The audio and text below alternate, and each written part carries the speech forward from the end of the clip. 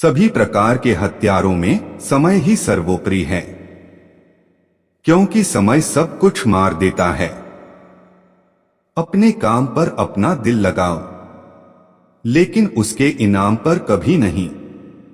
अच्छी किस्मत के लोग थोड़ा भी बुरा होने पर भगवान को कोसते हैं और बुरी किस्मत के लोग थोड़ा भी अच्छा होने भगवान का स्मरण और धन्यवाद करते हैं। आत्मविनाश के लिए 3 द्वार हैं। काम, क्रोध और लोभ। हद से ज्यादा सीधा साधा होना भी ठीक नहीं है, क्योंकि जंगल में सबसे पहले सीधे पेड़ को काटा जाता है और टेढ़े पेड़ को छोड़ दिया जाता है। जिसने अपने मन पर विजय प्राप्त कर ली है, उसके लिए मन सबसे अच्छा मित्र है। लेकिन जो ऐसा करने में असफल रहा है, उसके लिए मन सबसे बड़ा शत्रु है। जो है माखन चोर, जो है मुरली वाला, वही है हम सबके दुहक हरने वाला। तेरा मेरा छोटा बड़ा अपना प्रायामन से मिटा दो, फिर सब तुम्हारा है और तुम सबके हो। जो अपने मन को नियंत्रित नहीं करते, उनके लिए वह शत्रु के समान कार्य करता है। परिस्थिति बदलना जब मुमकिन ना हो, तो मन की स्थिति बदल लीजिए। सब कुछ अपने आप ही बदल जाएगा, चाहे कितना भी बुरा क्यों ना हो। तुम्हारे साथ पर यकीन रखना, इसमें भी ईश्वर ने कुछ अच्छा ही सोचा होगा तुम्हारे लिए। आत्मा को शस्त्र नहीं काट सकता, अग्नि नहीं जला सकती, जल नहीं बुझा सकता, वायु नहीं सुखा सकती। तुम्हारा क्या गया जो तुम रोते हो? तुम क्या लाए थे जो तुमने खो दिया? तुमने क्या पैदा किया था जो नाश हो गया? न तुम कुछ लेकर आए जो लिया, यही से लिया। जो दिया यही पर दिया, जो लिया इसी ईश्वर से लिया। जो दिया इसी को दिया। प्रेम और आस्था दोनों पर किसी का जोर नहीं। ये मन जहां लग जाए भी ईश्वर नजर आता है। महाभारत युद्ध में कृष्ण भगवान यह दिखाना चाहते थे, पाप की हार होती है और सत्य की जीत। रिश्ते बड़ी शिद्दत से बुनने पड़ते हैं।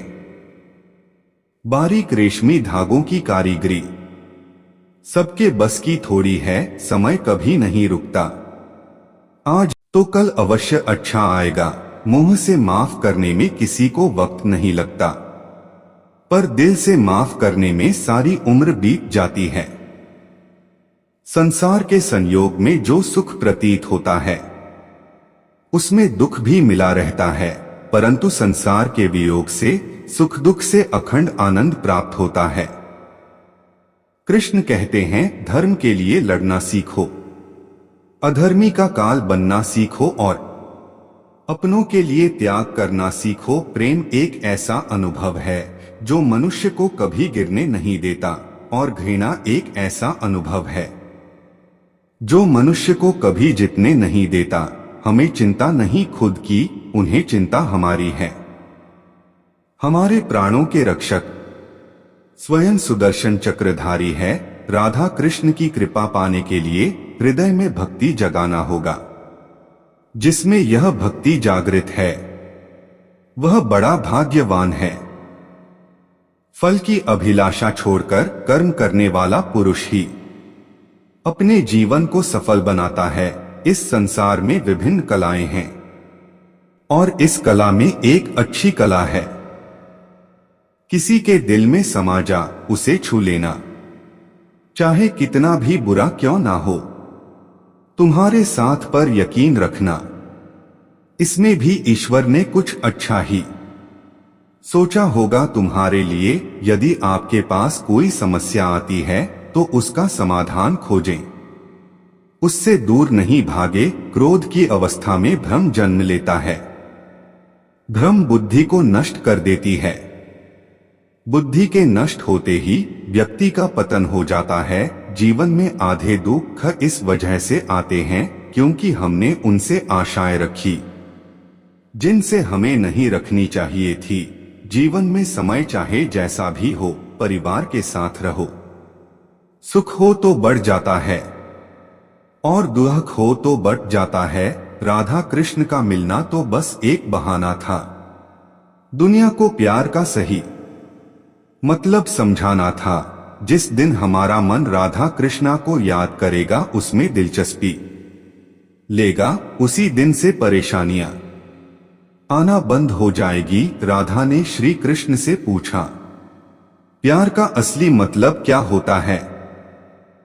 श्री कृष्णा ने हंसकर कहा, जहां मतलब होता है वहां प्यार ही कहाँ होता है।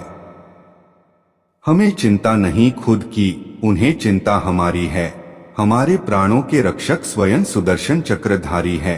मुश्किल घड़ी में अपने नहीं जब काम आते हैं तब बचाने हर बला से मेरे घनश्याम आते हैं। राधा कृष्ण की कृपा पाने के लिए हृदय में भक्ति जगाना होगा। जिसमें यह भक्ति जागृत है वह बड़ा भाग्यवान है। इस संसार में विभिन्न कलाएं हैं और इस कला में एक अच्छी कला है। किसी के दिल में समा जा, उसे छू लेना। हम कृष्ण के, कृष्ण जी हमारे हैं। हम सब कान्हा के सहारे हैं। हे कन्हैया हम पर कृपा करना। हम तो चरणों के दास तुम्हारे हैं। राधा कृष्णा का नाम मानो एक अनमोल रत्न है, जिसका मूल्य पाया नहीं जा सकता। यदि कोई व्यक्ति प्रेम से, भक्ति से पुष्प, फल, जल भी मुझ पर चढ़ा दे तो उसी भाव से उसे स्वीकार करता हूं, वह मेरा प्रिय भक्त होता है।